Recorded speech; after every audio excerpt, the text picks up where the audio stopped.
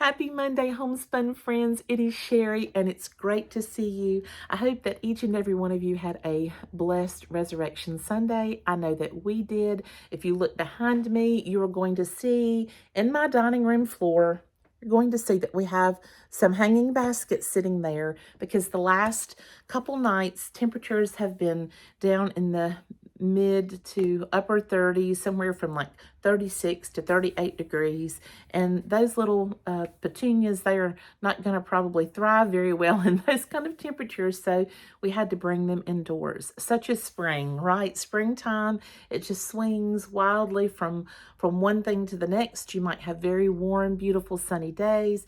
You might have really chilly rains or even some snow or snow flurries, some cold nights, and then it swings right back into some more spring-like temperatures. So after the next, I think after tonight, we might be able to put the petunias back out on our hooks that we have outside, because I think from here on out, temperatures are going to be around the mid 40s to getting up then into like maybe the 50s overnight. So that will be certainly much better and more to the liking of the plants that we have. We have not really planted anything else outside.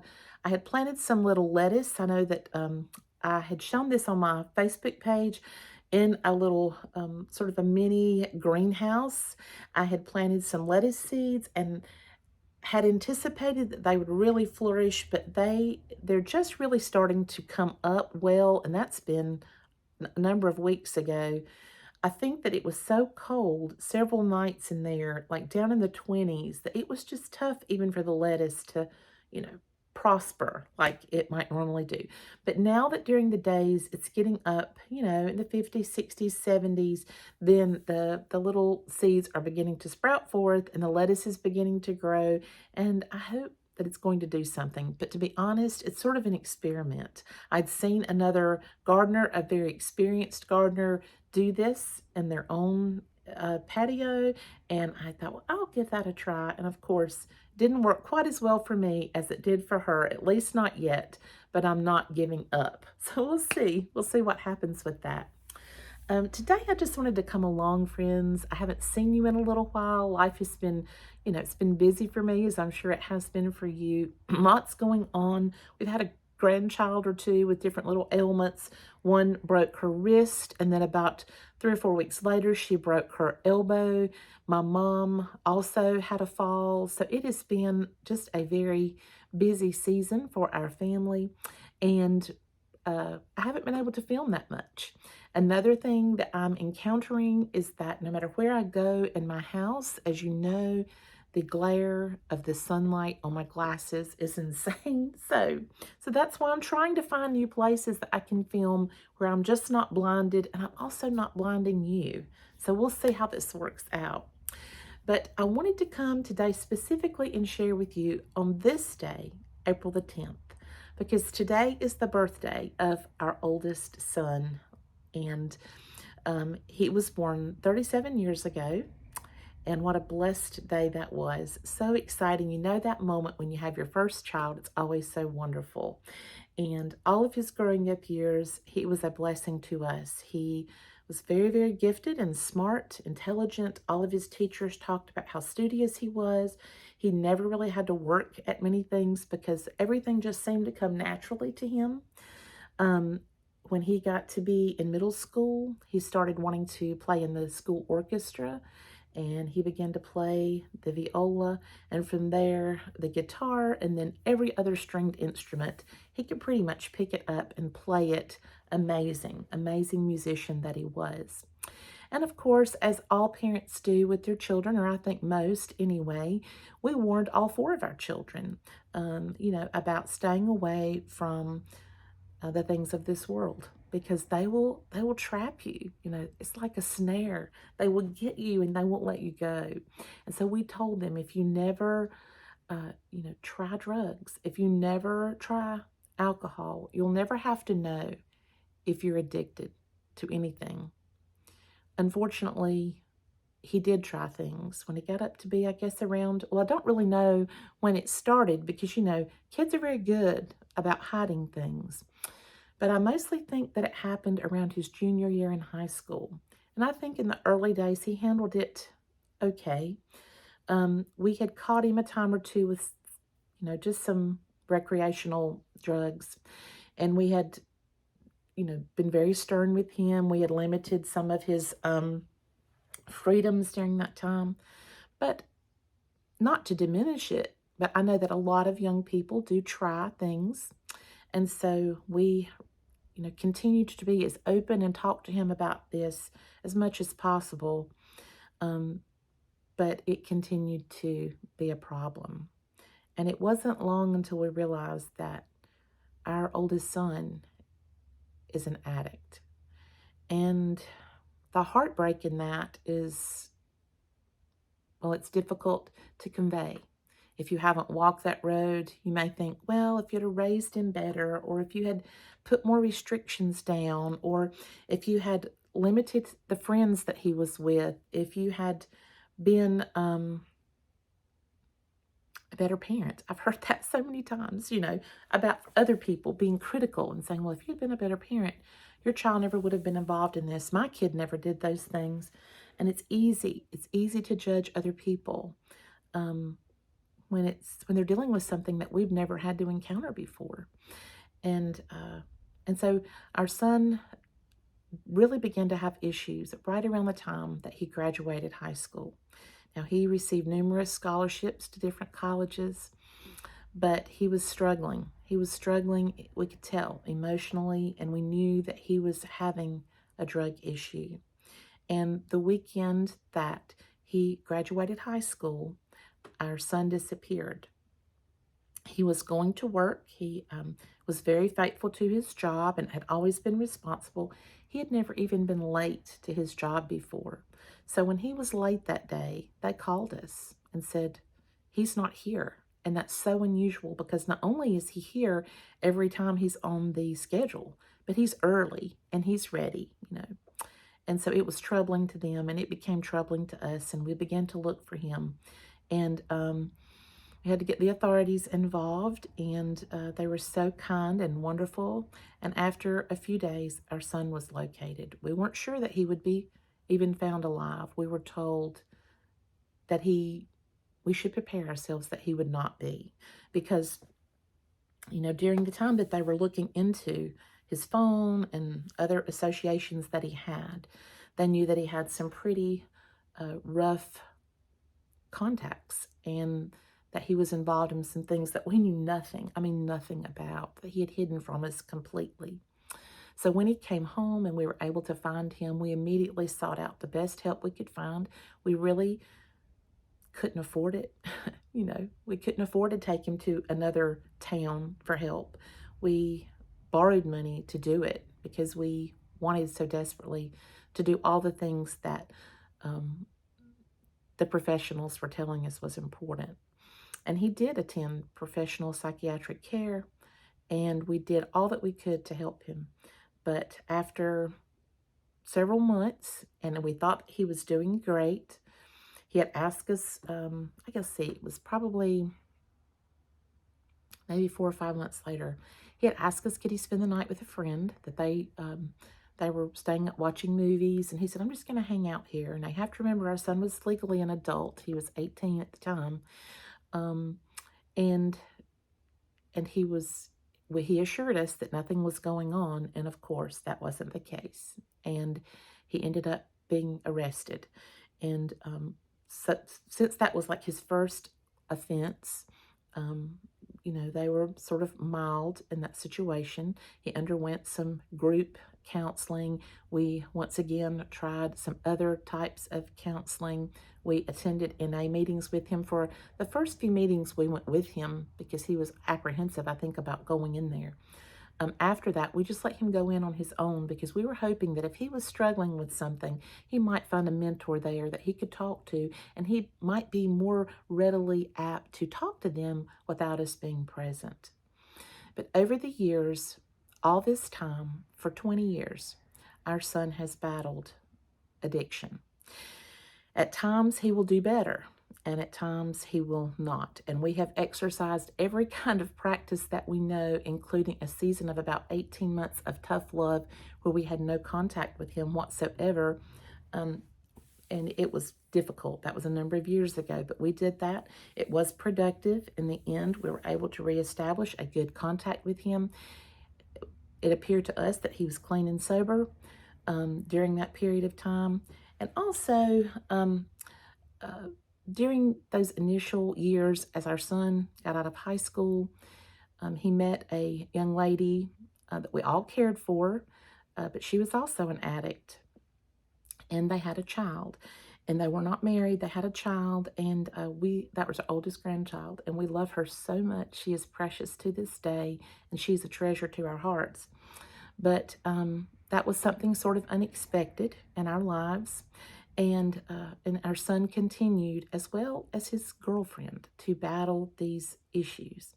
Eventually, he and his girlfriend, what we think happened is they got clean and they got married, and that was good. But it wasn't long until things began to descend again. They ended up getting divorced. Our son was able to kind of come out of that, get involved in a local church where he lived and where he worked, and he got involved in the praise band there. And after a period of, I don't know, a couple of years, he met a girl in that church, and a very sweet Christian girl, and he married her. Eventually, they had a son, our little grandson, and they had custody of his oldest daughter at that time. And so for several years in there, he was sort of stable until he began to have another decline. And unfortunately, this is the life of addicts. For many addicts, they will at times do better, and then have a season where they, what we might say, fall off the wagon or don't do as well. And I've been told that sometimes addicts will have several of those back and forth events before they eventually get clean and sober for good. But sometimes they never get clean and sober for good. And during this period of time when he was divorcing his second wife, he pretty much abandoned his family and started living on the streets of the city. I don't know that I can explain the heartbreak that a parent might feel unless you've been through that. It's hard to explain. At moments, I feel I'm handling it well. I'm strong. I sort of feel almost numb to it all. Other times, it hits hard. At random moments, like when I am waiting at the stoplight and someone is there with a cardboard, piece of cardboard asking for money, I can just start crying for no reason because I recognize that my child is probably doing that same thing in another location. And that is a sobering reality for me. Of course, I always pray for him, but there's been times, I'll be honest, I just don't even feel like I want to pray for him because I'm hopeless and I feel despair. And other times I feel very hopeful, like one of these days he's going to come out of this. I haven't spoken to my son or had any contact with him. I don't know if it's been over a year, maybe closer to 2. I can't even remember. I don't have a phone number for him. I don't have really a way to get in touch with him or to check on him or anything like that. And I don't know that I'll ever see him again as long as I live. And that's hard. But today he's 37, and I've been dreading it sort of this year. I was just dreading it. I was thinking, man, just really don't want to even go through this day. And it's the day after Easter, and you know how it is in life. Sometimes you have these enormous high days that feel awesome and good, and you're celebrating with the rest of your family and things are good. And it seems like the day after there is that sort of that letdown. You ever had that? I mean, I think that's pretty normal for people to experience. And so I was dreading this Monday. I was like, oh, this is April the 10th, and I know this day is coming, and I don't really want to even think about this day. So this morning as I was up and I was making up the bed and doing different things around the house, I thought, man, I've got to stop and have my devotion now. My schedule has been almost tucked due to the holiday. I just got to stop and have my devotion. And so recently I had been in Ollie's. I know I've told you guys that I find a lot of my books in Ollie's and they're so affordable. If you have an Ollie's near you, please check them out. And I was there a couple of weeks ago and I found this wonderful devotional book for $4.99. And I'll show it to you. I know you can't see it because of the glare in the windows, but this is Jesus, You're All I Need. And it's like a leather-like material, and it actually has a little ribbon for the bookmark, and it actually zips up. And so this book is put out by Broad Street. It was originally $21.99. Like I said, I got it for $4.99. And the devotions inside are composed by a woman named Sarah Perry. And so when I opened up my devotion for today,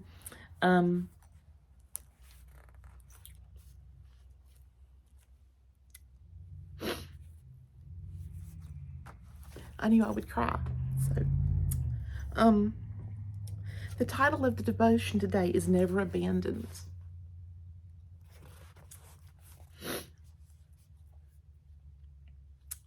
And the scripture is out of Joshua 1:5-6. And it says, I will be with you as I was with Moses. I will not fail you or abandon you. Be strong and courageous. And that scripture, be strong and courageous, is one of our son's favorite verses. It's one of the favorite captions in the Bible. It's in the Bible numerous times. And I know once when our little granddaughter, his daughter, was in a recital, you could buy little ads to put inside the little recital booklet, to recognize your child or grandchild. And in the ad that he purchased for her, for his daughter, he referenced this scripture. And that's one of the reasons it's so powerful for me. Be strong and courageous. And this not only is for the person who is the addict, this is for the person who loves an addict. Or you may not even sometimes feel like you love them, but the fact that you have so much emotion towards them shows you that you still do love them. It's hard to explain. I've heard people say, how could a parent ever abandon their child? How could a parent ever turn their back on their kid? How could a parent ever refuse to allow their child to live in their house no matter what they've done if they have nowhere to go?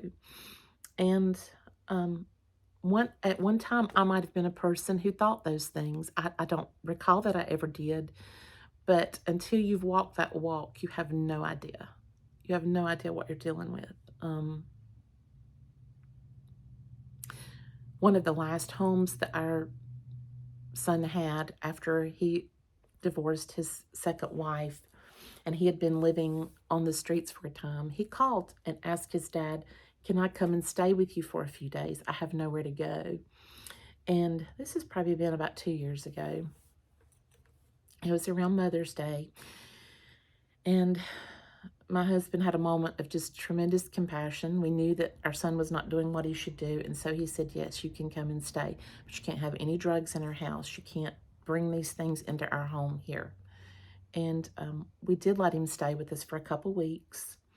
And in that period of time, he kept telling us he was going to get a job. He asked me to take him to numerous places where he could apply to jobs and do different things. But I think if you want to know the truth, he was just connecting with other people who do drugs. And after he disappeared for the last time, we went in the room to clean it up. And like I say, he had only been here a short time, a couple weeks maybe. We had tried to get him in rehab, and we had actually entered him in rehab, but he checked himself out after about 4 days. And we found evidence that he had been using drugs here.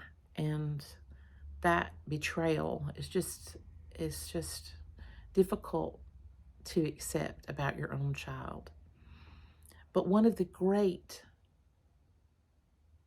promises that I cling to And I hope today on my son's birthday, he will recognize and cling to is that we are never abandoned. No matter what we have done, no matter what we're facing, we aren't alone. And God calls on us to be strong and courageous. And if you are facing addiction today, perhaps today you are the addict and you are watching this, I just encourage you to get all the help that you can find, to put your faith in God and to be strong and courageous because you are not alone. He is with you. Perhaps today you are the mother of an addict. You are the father of an addict. Maybe the addict is your spouse or a sibling or even a parent. I encourage you to not give up hope, to recognize that God calls on us to be strong and courageous, not in our own strength, because I'm going to tell you, my strength is gone, right? My strength is in the Lord, and my joy is in Him. And He is not going to fail or abandon us. He gives us free will. He gives us choices. He lets us make our own decisions. That's the thing that people in the world often fail to understand. They're like, how could God let these things happen? Well, He lets them happen because He gives us free will. Now, that free will won't last forever. One day we're going to be held accountable for what we have done. And if we reject God completely, we'll answer for that. And that's all I can tell you. We have free will. For the moment, for this period of time, God did not force us to love Him. He did not force us to obey Him. He loved us so much that He said, you know what? I'm not going to enslave you to me. I'm going to give you the choice to either love me and follow me or to deny me and to leave me. And I think in this world we have so many people that have mocked God, left God, forgotten Him, pushed Him away, disbelieved in Him, that we are seeing now the result of those free choices that people have made. But I will say that even if you are a believer, you are going to face trials of one kind or another. And so, friends, I just encourage you with this beautiful verse, which is on our son's birthday today, April the 10th. You are never abandoned. You are not alone. Whatever you're going through, if it's a financial problem, a relationship problem, a problem at your job, a problem with a child, a problem with your marriage, you are not alone. God is with you. It's not like a magic wand that you wave over something and it fixes everything and it changes everything. The thing that trials change, the thing that changes when we face trials is us, okay? We change. Trials change people. And the trials may not change, they may still exist. But facing those things day in and day out will change us. It can either make us bitter and angry, it can make us deny God and be hateful, or it can mold and shape us into people who are strong and courageous, into people who fully rely on God because they know He is their only hope. He's the only hope that we have. So, friends, I hope something I have shared today, despite the fact it's been such an emotional moment, that it will encourage you, that you will recognize that Jesus is all that you need.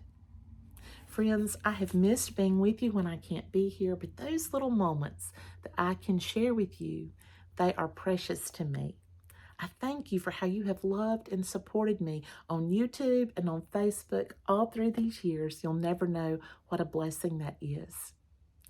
I've enjoyed today, and like always, I look forward to next time. Bye-bye, everyone.